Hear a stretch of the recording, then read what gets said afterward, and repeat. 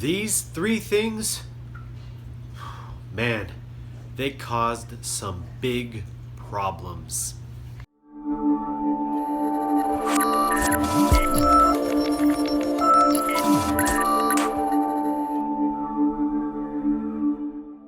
So we're going to talk about three mistakes that I made while keeping African cichlids.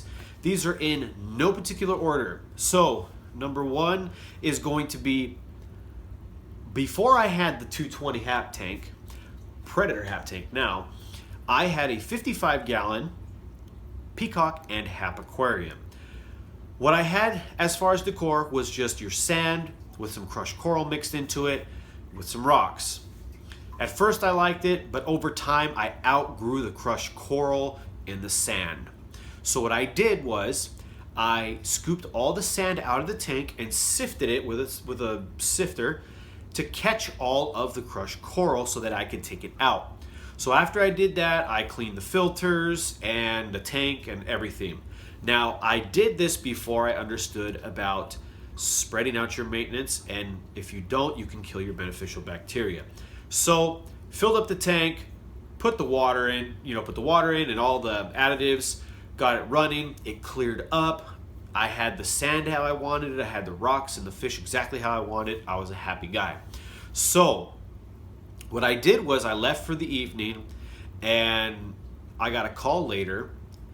Hey, your fish are dying. Naturally, I panicked and I left and came straight home. Sure enough, I come home and the tank, the 55-gallon, fish are dead on the bottom. Fish are struggling. I mean, mightily struggling. And I tested the water. Sure enough, ammonia and a nitrite spike like crazy. I was doing water changes like you wouldn't even believe to try to bring it down. So something I did just completely screwed up my beneficial bacteria, and my cycle was no more. Luckily for me, I had a sponge filter in a tank that was extra, that was running, so I was able to put that in the tank, and that is what started to bring the numbers down. The water changes were not bringing the numbers down. So that's my first mistake, over cleaning. Number one was over cleaning. Do not over clean. Number two, one of the times when I was doing a water change, this was on my Rostratus breeding group I used to have. So everything was set, needed to clean the tank. I had some eggs tumbling in there. I had the fish, rocks, what have you. So started doing the water change, cleaned all the detritus out, and left the hose, the python hose in there and walked away. That was a big mistake because I had eggs tumbling in there. The water line dropped below the egg tumbler, and by the time I could even notice that and came back, the eggs they died, and I lost an entire tumbler of eggs, fry developing. So that's my second mistake.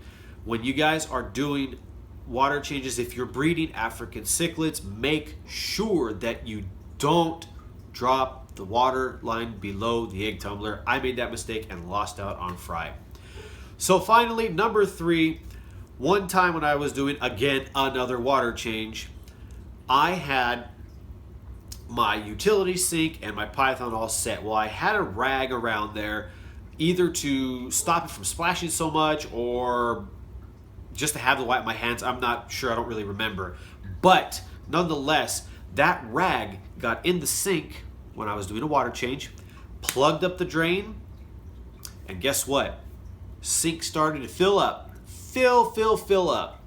And all of a sudden I hear water crashing everywhere, crashing on the floor.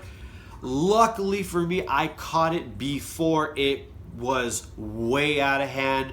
I had to wipe up the floor. I had to have fans going in there and pointing in all directions to try to help dry out the floor. So number three was a rag got stuck in the drain pipe and overflowed my sink and started flooding out my house. Again, I caught it early, so I was okay on this one. So the lesson is, guys and gals, do not have rags near your utility sink that they could fall in. Have them off to the side.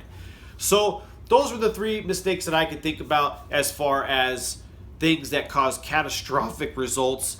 You know, the fry died, my fish died, and I had water spewing out my house. On the water one, luckily I caught it in time, but again, it could have been disastrous. So learn from my mistakes.